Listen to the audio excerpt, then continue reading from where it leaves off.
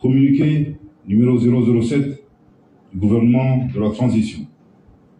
Le gouvernement de la République du Mali a appris avec stupéfaction les sanctions économiques et financières prises à l'encontre du Mali à l'issue des sommets extraordinaires de la Communauté économique des États de l'Afrique de l'Ouest, CEDEAO, et de l'Union économique et monétaire ouest-africaine, UEMOA, tenue le 9 janvier 2022 à Accra, en République du Ghana.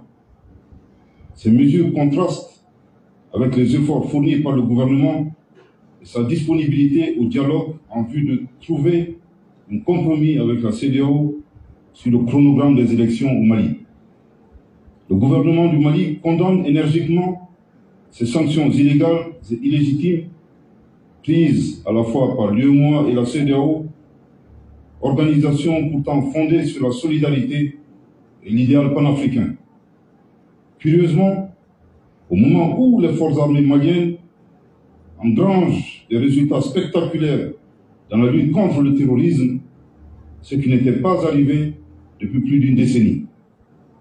Concernant l'UEMOA, un embargo décidé par les chefs d'État et de gouvernement, applicable à un État souverain, constitue une violation manifeste du traité de l'UEMOA et des statuts de la BCEAO, la Banque centrale des États d'Afrique de l'Ouest.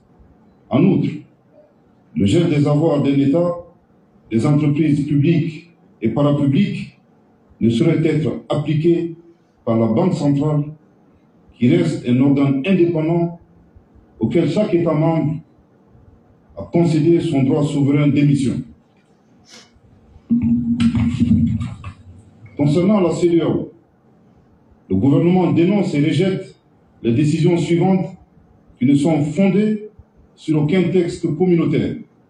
La fermeture des frontières terrestres et aériennes entre les pays de la CEDEAO et le Mali, la suspension des transactions commerciales entre les pays de la CEDEAO et le Mali, le gel des avoirs de la République du Mali dans les banques centrales de la CEDEAO, le gel des avoirs de l'État malien et des entreprises publiques et parapubliques dans les banques commerciales des pays de la CEDEAO. Le gouvernement du Mali regrette que des organisations sous-régionales ouest-africaines se fassent instrumentaliser par des puissances extra-régionales aux desseins inavoués. Dans les heures à venir, le gouvernement du Mali prendra toutes les mesures nécessaires en vue de riposter à ces sanctions malencontreuses. Le gouvernement du Mali déplore le caractère inhumain de ces mesures qui viennent affecter les populations déjà durement éprouvées par la crise sécuritaire et la crise sanitaire, notamment celle de la Covid-19. Le gouvernement du Mali invite les populations au calme et à la retenue face à toute éventualité de déploiement de forces étrangères contre notre pays. Le gouvernement du Mali appelle les forces de défense et de sécurité, ainsi que la population, à redoubler de vigilance et à rester mobilisés. Le gouvernement du Mali appelle à la solidarité et à l'accompagnement des pays et institutions amis.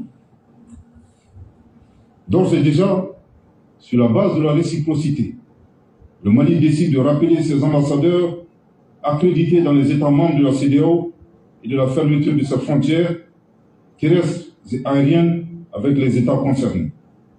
Le gouvernement du Mali tient à rassurer l'opinion nationale que des dispositions ont été prises pour assurer l'approvisionnement normal du pays par tous les moyens appropriés. Au regard des violations répétées des textes, principes et objectifs de ces organisations, le gouvernement du Mali tirera toutes les conséquences et se réserve le droit de réexaminer sa participation à ces entités. Bamako, le 9 janvier 2022. Merci de votre très aimable attention.